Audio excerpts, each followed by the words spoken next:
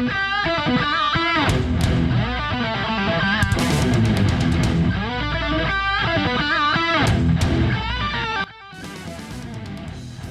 friends, welcome to the 4th episode of my Health Revelation 2020 series. It's where we talk about health and I give you some accountability on my own weight loss journey. Now, last episode we talked about cholesterol and why you should be eating it, and about statins and why you should not be taking them. Today I'm going to kind of expand on that a little bit, giving you some context about where this low-fat, low-cholesterol culture comes from, at least when it comes to heart disease. Now, little tiny bit of history. The date was September 26th, 1955.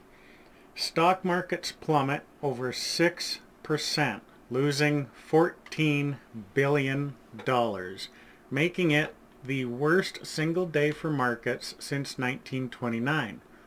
President Eisenhower also has a heart attack.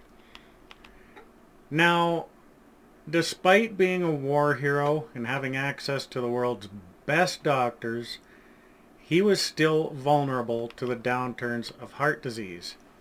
From 1900 up to the 50s, coronary heart disease skyrocketed in the U.S. Fear took over the country, and President Eisenhower's heart attack epitomized the crisis.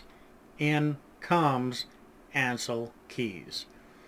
Now, North Americans needed a solution, and Ancel Keys was their knight in shining armor, or so the world thought.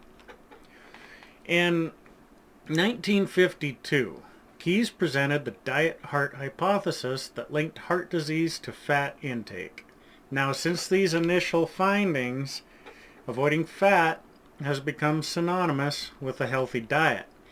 North Americans have loyally followed Keys' advice, albeit to their own peril. Chronic disease has skyrocketed around the world as refined carbohydrates and cancer-causing polyunsaturated fats have replaced saturated fats. Ancel Keys essentially gave a pass to all other factors leading to chronic heart disease. Most of our daily exercise consists of walking into McDonald's and squeezing ketchup on our fries. Hundreds of millions of dollars have been spent trying to confirm Keys' diet heart hypothesis to convince themselves of the shitty diet they've adopted today. Digging deeper, research ends up producing results that disprove this hypothesis. Shocking, right? To this day, the fat-free gospel is still the most recommended diet in all nutritional recommendations, and the USDA has done nothing to clear the damage caused by this hypothesis. In fact, in 2010, the USDA released updated guidelines recommending a disgusting 45% of calories from carbs while consuming minimal saturated fats or animal fats. The food pyramid is, simply put, stupid. It has been an absolute disaster, by far the biggest and most expensive public health crisis of the last 70 years. The idea that saturated fats are unhealthy is so ingrained in our culture that many have forgot that it started as just a simple idea. Now, Ancel Keys first targeted cholesterol as the culprit for coronary heart disease. He found that arterial plaques contain cholesterol, and since animal fats also contain cholesterol, he claimed that cholesterol causes heart disease. He spent the 50s trying to prove this theory, but ended up finding that no matter how much dietary cholesterol he fed volunteers, the levels in their blood remained unchanged. Now, Keys aimed his crosshairs elsewhere, as he was still interested in cholesterol as the root cause. To silence the doubters, he interviewed almost 13,000 middle-aged men in Italy, Greece, Yugoslavia, Finland, the Netherlands, Japan, and USA, and measured key health information. This became his infamous 7 countries study, and the results showed vastly different rates of heart attacks between countries. Most importantly, it covered the correlation he was looking for between saturated fat and heart disease. Conveniently, America had questions, and he provided an answer. But there is a problem with his findings. There were actually 22 countries involved in his study. He blamed natural fat consumption for heart attacks, but the US, England, Australia, and Canada had the highest levels of margarine consumption. Keyes never mentions margarine in his study, and this factor was never brought to light. France, Switzerland, and Chile had high fat consumption with low instances of heart disease, but they were left out of his reports. If you use the data from all 22 countries, there was no longer any statistical significance. Not only did Keyes cherry-pick 7 countries, he completely bypassed one of the most important scientific rules. Correlation does not equal causation. Because by his logic, in the summertime, popsicle sales increase. Well, at the same time, instances of sunburn also increases. So that must mean that popsicles cause sunburn. This study also was not a randomized trial, which means that its claim that high fat intake causes heart disease does not hold water. The relationship can be caused by other reasons. Now, the gold standard for studies, being randomized controlled trial, is incredibly expensive, so the dietary community was forced to rely on this circumstantial evidence. The study was also very sloppy. Only 3.9% of the participants were consulted on the food that they ate. In the US, the food sample was taken one day, on one day only. Also, one of the studies in Greece was conducted during the fasting season when people consumed much fewer animal products. Now, this is like taking a North American diet sample on Halloween night and concluding that eating 17 chocolate bars before bed was responsible for 100% of our adverse health effects. You cannot conclude that it's the typical diet and that it's responsible for all adverse effects over a 20-year period. Despite these problems, Keyes' study has been cited over 1 million times and would go on to become the cornerstone of dietary guidance. It's also why people are repulsed when they see you inhale a plate of steak or a pile of bacon or a steak wrapped in a pile of bacon. Basically, the conclusion was, 1. Coronary heart disease tends to be related to cholesterol. 2. Cholesterol tends to be related to saturated fats. So, 3. Coronary heart disease is related to saturated fats. This should not have gotten a passing grade in high school science class. Never mind directing our country's nutritional education. The hypothesis that saturated fats cause heart disease became accepted as gospel before it was rigorously tested. We were in a public health crisis, and the public demanded certainty. Now, by 1961, the American Heart Association recommended that butter be replaced with polyunsaturated seed oils and that animal fats should be avoided. The goal was to lower cholesterol levels. Then in 1970, in the first explicit government statement on the issue, the Senate-backed USDA releases their food pyramid. Ancel Keys killed saturated fat, and the nail was in the coffin. See, in the early 1900s, an evil genius at Procter & Gamble came up with the idea to use cotton seeds, a toxic waste product, and turn them into cooking oil. They used cottonseed oils for candles and soap, but later discovered that they could hydrogenate the oil into a solid that resembled animal fats. And so Crisco is born. Now, Crisco was geniusly marketed as a more versatile butter. It can be used for frying, baking, cooking. It was storage stable at room temperature. They even claimed it was easier to digest and it was healthier. The American Heart Association got behind the health claims in the early 60s, recommending Crisco and other unsaturated seed oils because of their ability to lower cholesterol.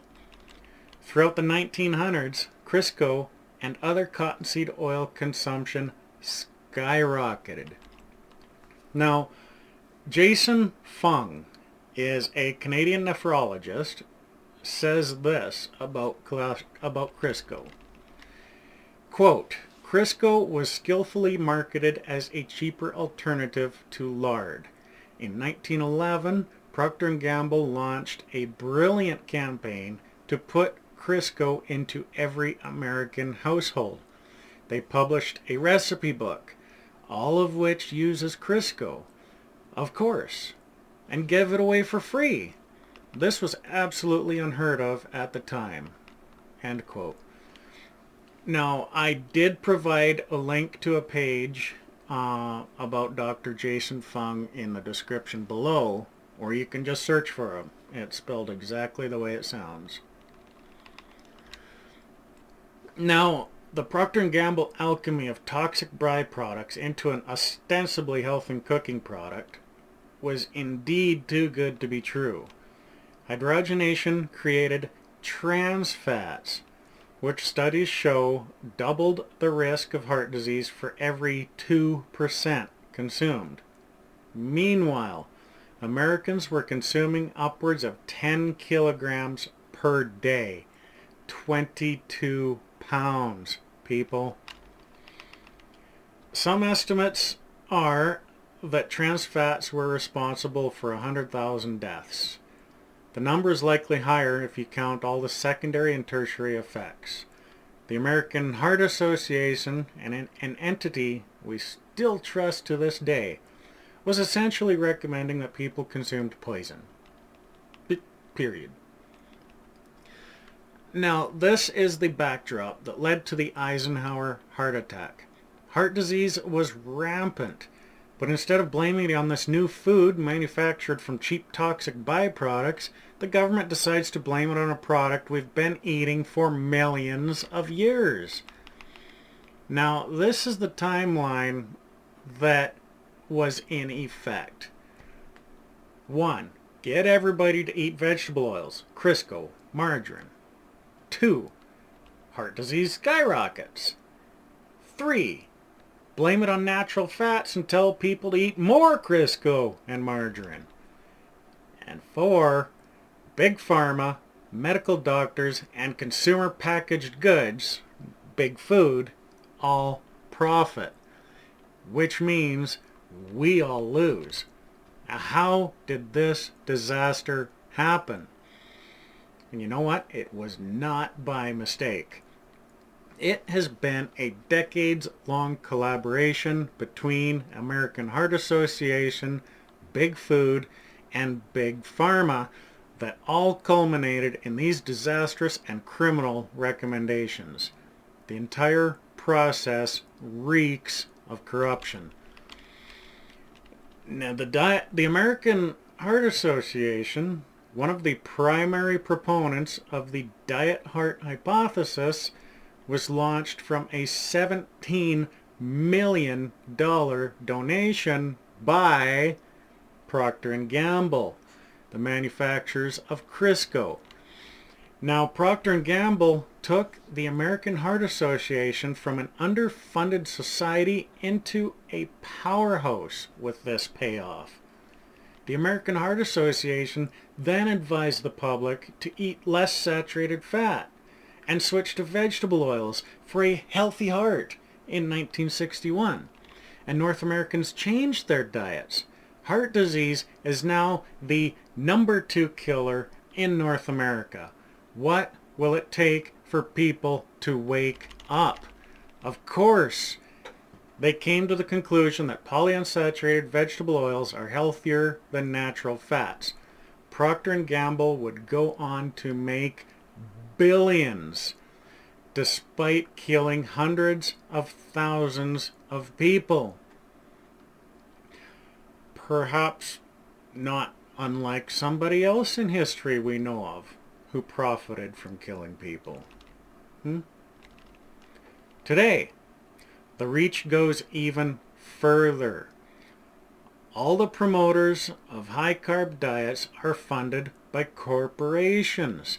Corporations that are interested in maintaining the status quo because a lazy, obese, and unhealthy population is much easier to make money off of. 10 companies now control the entire world's nutrition. Altogether, they are worth north of $1 trillion, and each and every one of them can only survive so long as people are blind to the fact that seed oils and sugar are killing them.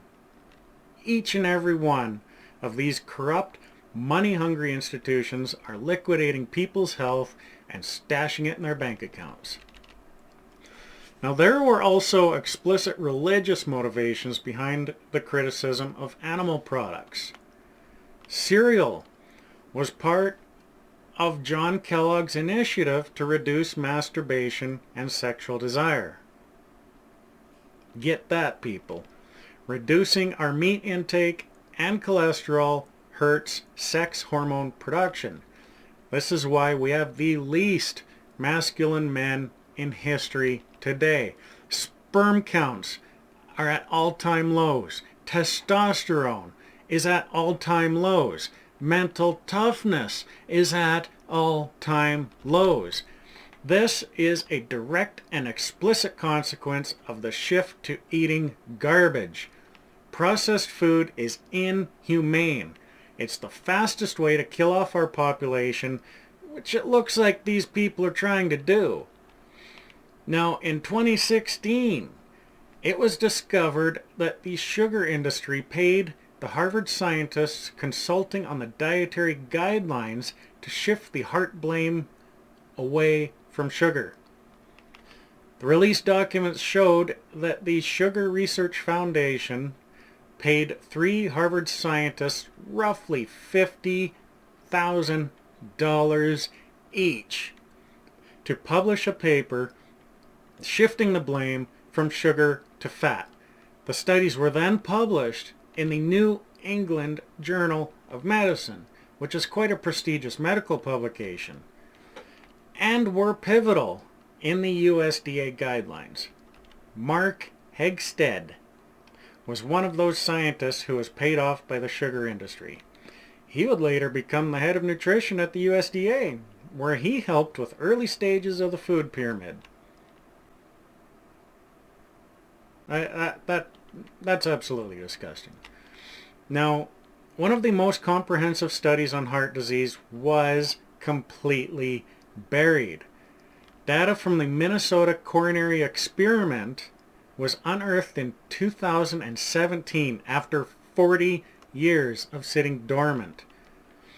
Now, one of the progenitors of the diet heart hypothesis was also a lead in this study. You remember the name, Ancel Keys. It was one of the most comprehensive to date. It was randomized, it was controlled, and there were almost 10,000 participants.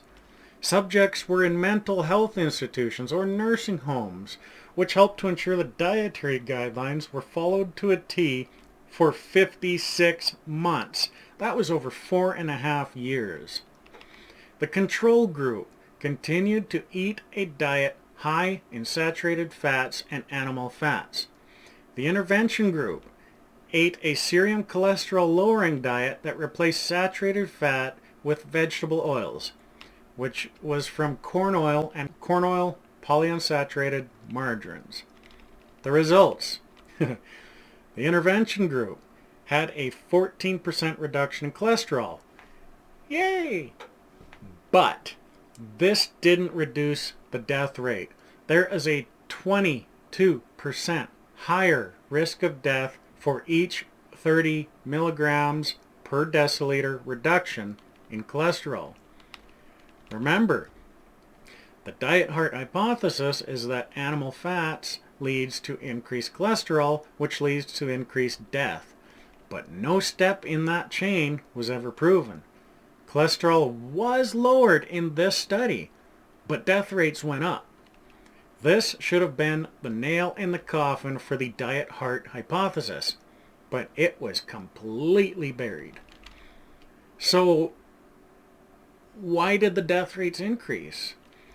Well, vegetable oils reduce LDL cholesterol, but increase their potential for oxidation. Until about 100 years ago, we would have consumed roughly 2 to 3% of calories from linoleic acid. By the time this diet began, this increased to 8%, and this had devastating consequences. Linoleic acid intake increases oxidized linoleic acid derivatives, which are implicated in the pathogenesis of a number of diseases. Only partial data was presented from this study following its completion in 1973. It's absolutely criminal that the government still pushes the diet heart hypothesis and the food pyramid following these results.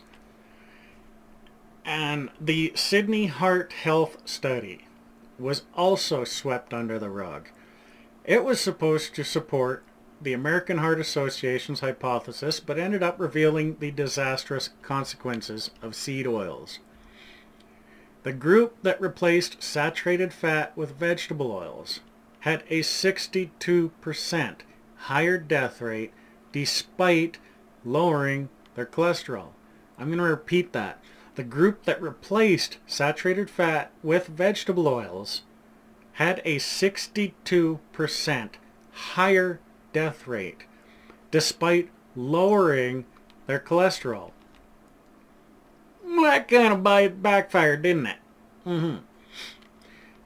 The consequences of this shift in nutrition recommendations have been absolutely disastrous. Over 60% of the people in the U.S. have diabetes or pre-diabetes. Only 12% of people are metabolically healthy. Over $1.7 trillion is spent on chronic disease per year. It's no coincidence that the largest increase in obesity in human history was right after the USDA told us what to eat. From 1975 to 2018, obesity tripled worldwide.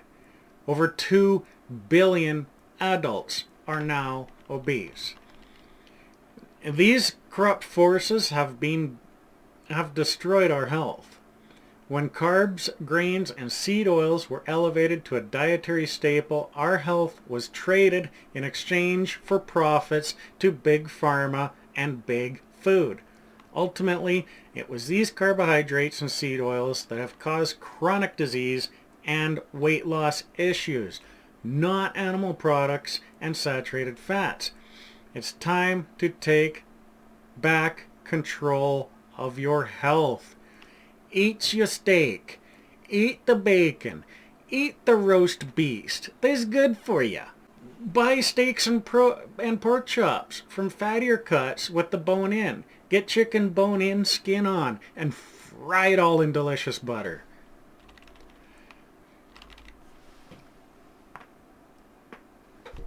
Okay. Woosa. This soapbox rant was not sponsored by Tim Hortons. But my comfort is supplied by it. Okay, now I would like you to leave a comment down below or in the chat if there's any subject you would like me to research and talk about.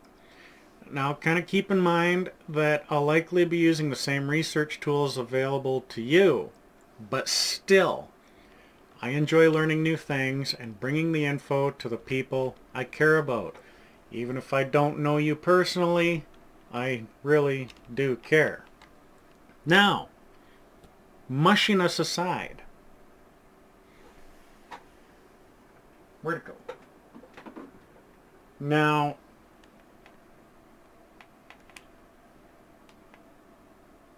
right there, February 15th, this morning I was 326 pounds. Only down 3 pounds from 2 weeks ago.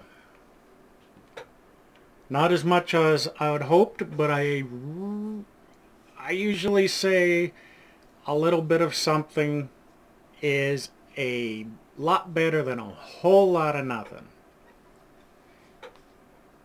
So the number's still getting down. I'm not going to get discouraged. There's no point in getting discouraged and running for the Popsicles, because I don't want to get sunburned.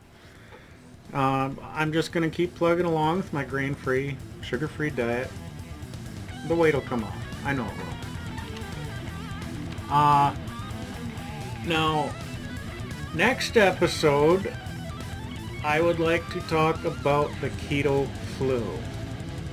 What it is, what causes it, the symptoms, and how to get rid of it or prevent it. So stay tuned for that.